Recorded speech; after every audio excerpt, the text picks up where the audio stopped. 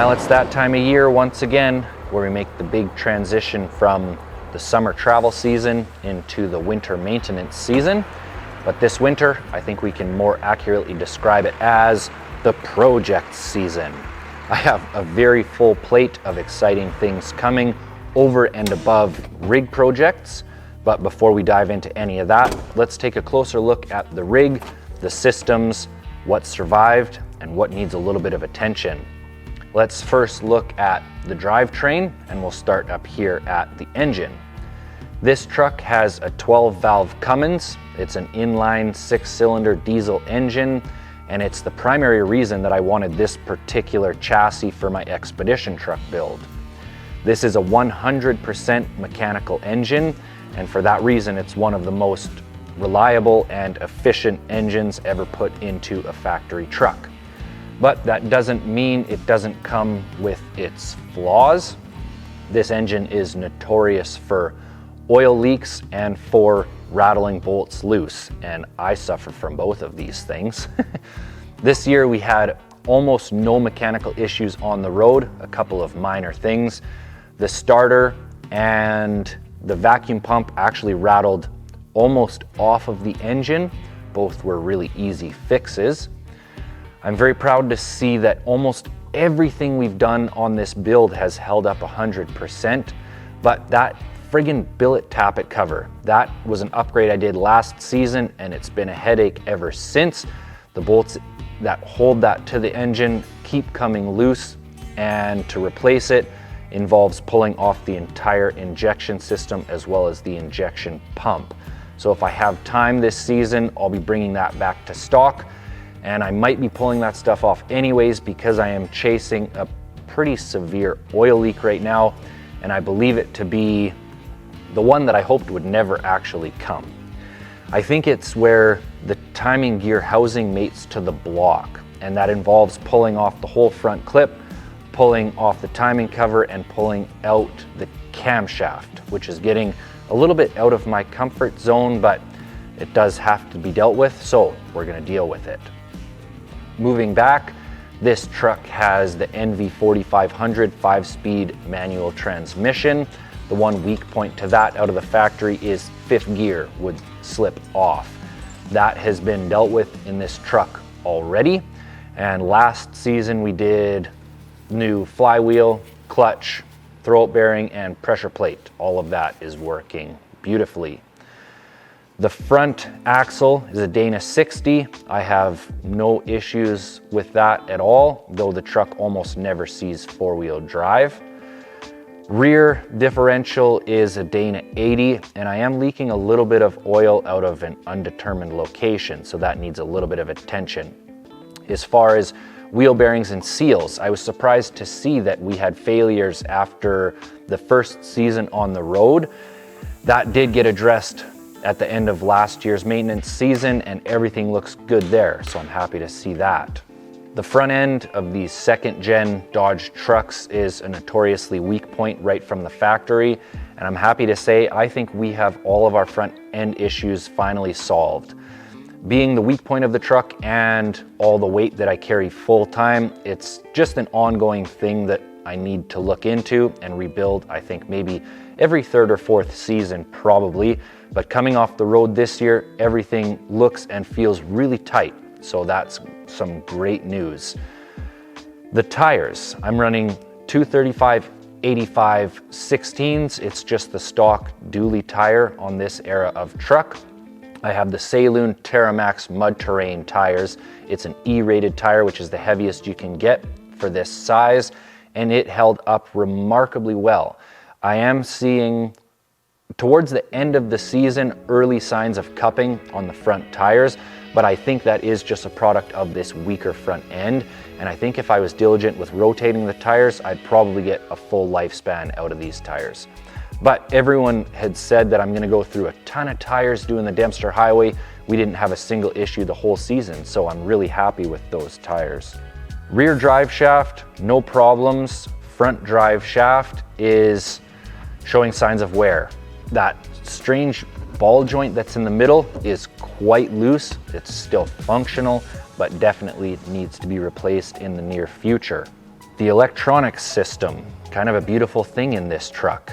Being a diesel engine, it fires on compression, not ignition, and it's been completely computer deleted. So when this truck is running, basically the only thing it's powering is the lights. I do have a DC to DC charge controller, so the alternator can charge my house battery while I'm driving, but none of that system had any issues. The battery systems in the rig are separated into two different batteries. I have the house battery. It's a 400 amp hour lithium phosphate battery made by Lifetime, and I've had no issues with that since installing it. I had one close call this year where we forgot the fridge on DC instead of putting it back to propane after filling the propane bottles. And in 3 days, that fridge emptied that 400 amp hour battery down to 3%.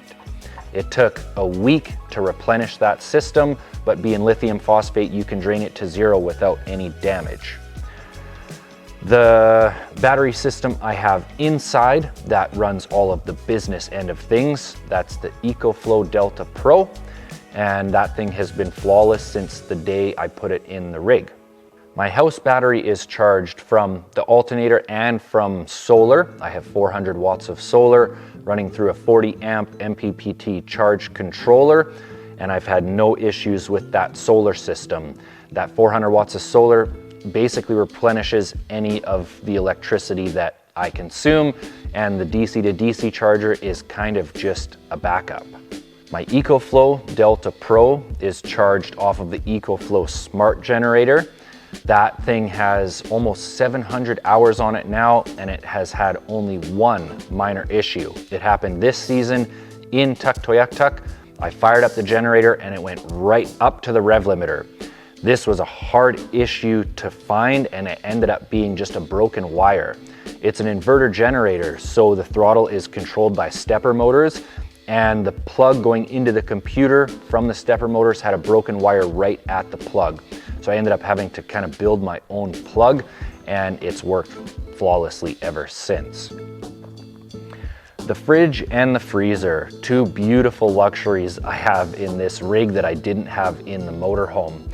I haven't had any issues with either of them. The fridge pretty much lives on propane mode all of the time, and the freezer is 12 volt DC, and it consumes very little electricity. The issue that I noticed is I need a little bit more ventilation in the freezer compartment. I have just the one fan with some holes behind it. I think I'm gonna quadruple that. I don't know if it'll completely solve the problem, but it will certainly help. I noticed some of the days where we were getting up around 30 degrees Celsius and the truck was either sitting in the sun or driving on the road in the sun, that freezer would get up to about -10 when it's set to -18. -10 is still freezing, which is totally fine, but that compressor is just running around the clock, so that's a big power consumer. So a little bit more ventilation should at least help. The diesel air heaters, I have one in the pass-through that heats the pass-through compartment with the battery. It also heats the water compartment. I have zero issues with that. I have the second diesel air heater inside the rig that heats the rig, and I have no issues with that either.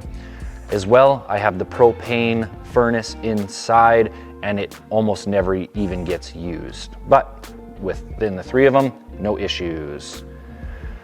The water heater, I have kind of an interesting solution to my water heater in this rig. This is a 1987 camper, and when I purchased it, somebody had taken the water heater out of it, and there was nothing on the market that would fit back in that hole, with the exception of hot water on demand. The reason I chose to go away from that is because I was worried about the water consumption or the water waste that you experience when you're waiting for the hot water to get there. Looking back, with this being on such a small scale, I don't think that would have really been an issue, but I did go with an AC powered hot water heater. It's just a 2-gallon, and it's worked great, actually. It only allows you a short shower, but Emmy and I can shower on one tank of water, actually. We can each have a shower. So no issues with that, but the plumbing system itself, I am having some issues.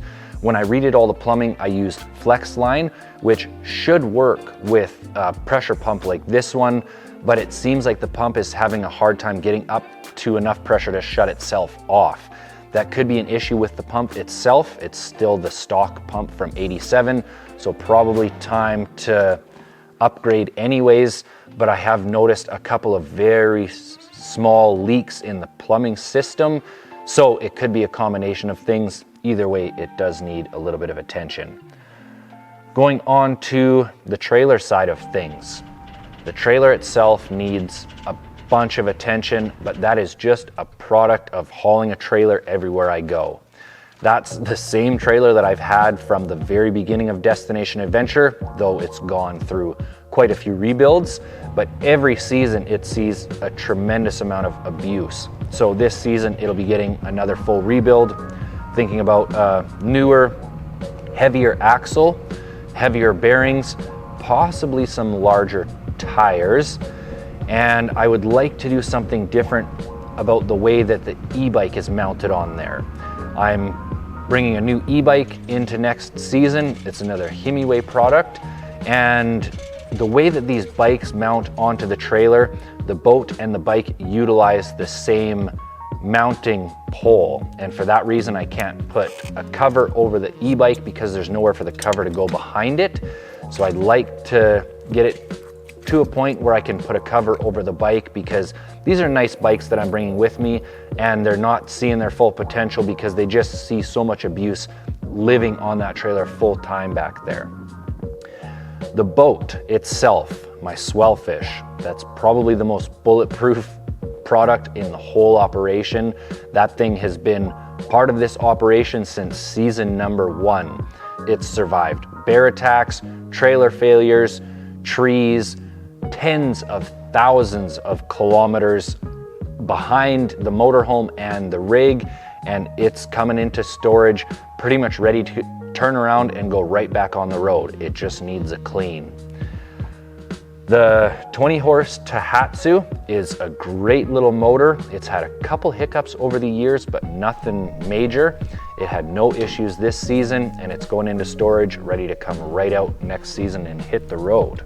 So that is a basic list of projects that need to happen to the rig this season. A couple of big jobs, a couple of small jobs, and of course an ongoing list of things that I would like to upgrade. But like I said, there's much more coming this season than just rig projects. But with that, I need a week or so to readjust and get everything lined up that I need to before the snow flies. So I'm asking for just a little bit of patience while I get all of my ducks in a row over here on my end. But I would really like to thank you all for joining me on what was a dream trip of mine up to the Arctic Circle and back. And I am incredibly excited to share this next chapter with you all. From the bottom of my heart, thanks for watching, everybody. Getting up on settling down, getting out of the small town. Hang a sign, this heart is closed. Time to hit the open road. I'm giving up on settling down.